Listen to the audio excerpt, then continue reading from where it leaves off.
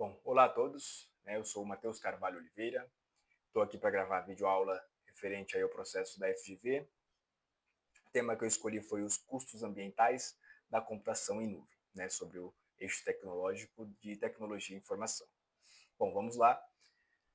Primeiramente aí o custo oculto da nuvem. Então eu trouxe uma imagem aqui que representa primeiramente o uso da nuvem, A nuvem está presente no nosso dia a dia, Então eu trouxe aqui imagens, por exemplo, dos nossos streamings, Então Instagram, Netflix, YouTube, praticamente todos esses dados que a gente consome no nosso dia a dia estão nas nuvens.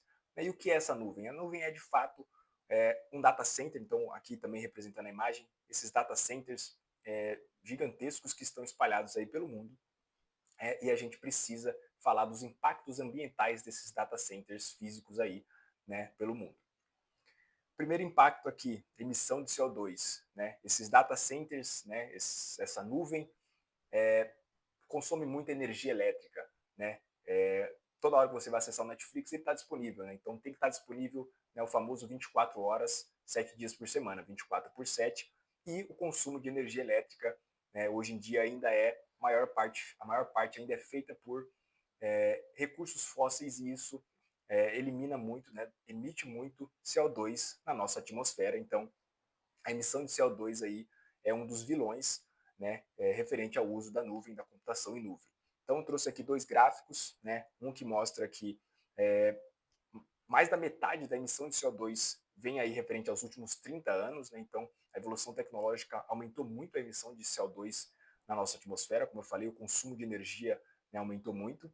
E aqui o outro gráfico que mostra o crescimento do uso da nuvem, Então, lá em 2017, praticamente aí 65% dos dados que a gente consumia, que a gente usava, os nossos dados, estavam em nuvem, E hoje, em 2025, como eu falei, praticamente, não vou falar 100%, mas praticamente todos os nossos dados, todos os dados que a gente consome, todos os dados do nosso dia a dia estão em nuvem, estão nesses data centers. Segundo vilão aí é o calor, Então, esses data centers, eles sobreaquecem, então eles precisam ser resfriados, Eles precisam manter ali a temperatura. Então, assim como o processador lá do nosso computador, do nosso notebook, precisa lá do coolerzinho para ficar resfriando, esses data centers também utilizam sistemas de resfriamento, mas eles utilizam sistemas de resfriamento à base de água. E aí a gente sabe que a água é um recurso limitado no nosso planeta, a gente tem que utilizar de forma eficiente. Então, eu trouxe aqui alguns dados, algumas frases. A primeira frase, consumo de uma cidade pequena. Por que essa frase?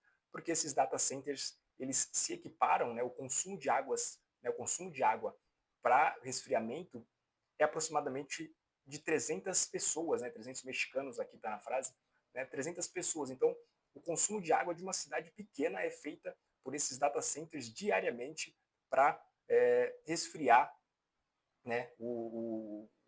para resfriar o sistema deles ali. Então, o consumo de água aí, esse sobreaquecimento é um segundo vilão aí, um segundo impacto ambiental, da nuvem. Então, só a definição aqui, o sistema de resfriamento evaporativo funciona usando a evaporação de água para absorver o calor do ar, reduzindo sua temperatura e umidade. Então, a maior parte dos data centers de hoje utilizam esse sistema de resfriamento à base de água, e aí é um outro impacto ambiental gigantesco do uso da nuvem. Então, quais são as soluções aí? Pô, vamos parar de usar a nuvem. Negativo. A gente evoluiu, a gente passou a utilizar a nuvem como uma evolução tecnológica. Então, a gente não vai parar de utilizar, mas a gente precisa pensar em formas eficientes de utilizar esse recurso da nuvem. Então, projetar a eficiência. Eu coloquei aqui uma frase, a computação em nuvem ela é o futuro, mas também é o presente, e a sustentabilidade é o nosso presente e é o nosso futuro. Então, a gente precisa pensar em como continuar utilizando esse recurso da nuvem, como eu falei, foi uma evolução tecnológica, de forma eficiente. Então, para vocês alunos, projetar a eficiência para o futuro, através de energias renováveis, então, energia eólica, energia solar, otimizações, de novo, para vocês alunos, futuros técnicos na área de tecnologia, pensar na otimização de hardware, de software, para que não se sobreaqueça tanto esses data centers, e não precisa se utilizar tanta água no resfriamento, né? Outra, né, solução aí, sistemas alternativos de resfriamento, né? Então, coloquei aqui um exemplo, países frios, né? Colocar esses data centers em países mais frios, né? Mais gelados, ou utilizar sistemas alternativos de resfriamento, né? Outros líquidos, né? Então, utilizar resfriamento a óleo, né? Utilizar resfriamento a outros líquidos específicos, né? Que são utilizados aí para resfriamento, que não sejam a base da nossa água.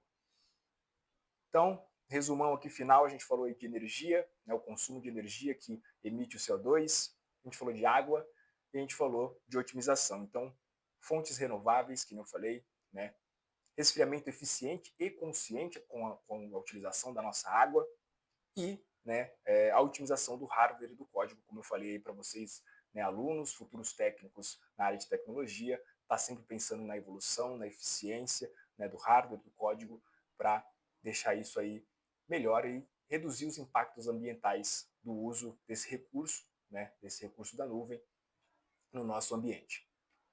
Por último aqui, queria trazer um desafio para vocês, alunos, pesquisar sobre um provedor, né, um data center verde, né? Porque estou falando isso aqui porque eu sei, já existem data centers aí espalhados pelo mundo que são que utilizam fontes renováveis, que utilizam sistemas de resfriamento alternativos, né? Então o desafio é pesquisar um pouco, ir atrás, conhecer já esse futuro, né? Que é a utilização desse recurso tecnológico da nuvem de forma eficiente, né, que não impacte tanto o nosso meio ambiente.